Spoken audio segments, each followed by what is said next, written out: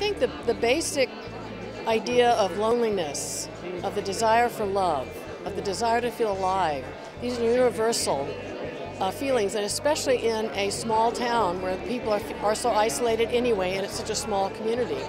I remember when it came out in Italy, it was called L'ultimo spettacolo. So people in Italy and all around the world, it doesn't matter where you're from, you experience that, the angst of growing up, the angst of growing older. Well, I think everybody relates to it. I got to travel with this film. After it was over, I was asked to do a lot of motion pictures. I went all over the world making films.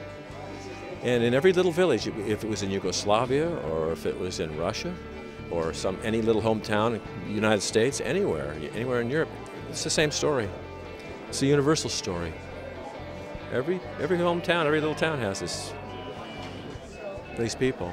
Definitely you feel like you kind of know those characters in Texas, kind of small town people, but I was from the suburbs in Dallas, so I can't say it was much like the fictional town of Anarene, but yeah, definitely the accents and the way the town looks and the way people dressed. I mean, definitely when growing up and going to different ranches and farms, you'd go into these small towns and they did seem kind of frozen in time, and it was before, kind of Walmart and things like that, so you really did still, the time I was growing up in the 70s, you really did still have small town America.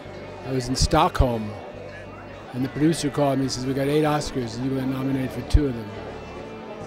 It was extraordinary.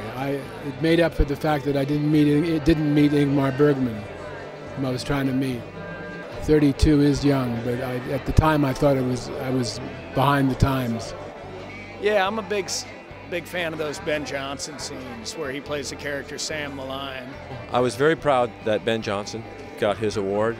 Sam and I bought an old pickup truck and drove it down to the Academy at that time, and he came out and kicked the fender. He was the real deal.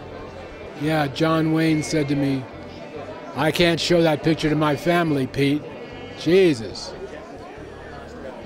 Yeah, I mean, definitely was influenced by it and liked it. But yeah, maybe like the first movie I made with my brothers and Wes Anderson, I guess this movie Bottle Rocket might seem a little like it, about like kind of guys in Texas and more kind of a meandering feel. But yeah, I think we're all definitely affected by it. I mean, I guess if you really love something and are interested in it, then you're affected by it. From 70 to 1980 was just a riot. It was a great time. When you're on a wave like that, you don't know it. You're living it. And the best thing you can do is live it and enjoy it every day. Peter put back in a scene where I'm seduced on the pool table. He put that back in, and it makes my character make sense for the first time. Because when you see me come back from that date with my mother's boyfriend, if you don't see the pool scene where you see the seduction and you see how cold he is there, finally the part makes sense to me. But it took some 25 years or something, 30 years for me to, I was always very uncomfortable watching it. The minute I was going to come on screen, I'd get all tense. But now I've relaxed about it. It gave me a career. I'm very thankful of that.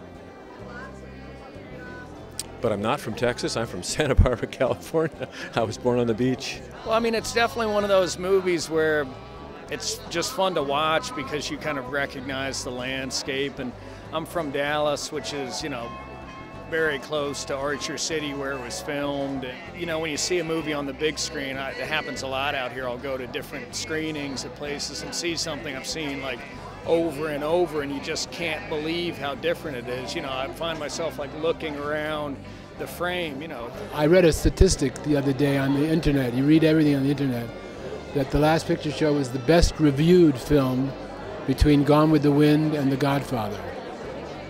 That's a long run. I don't know if it's true. You can't believe everything you read on the internet. I like to believe it's true.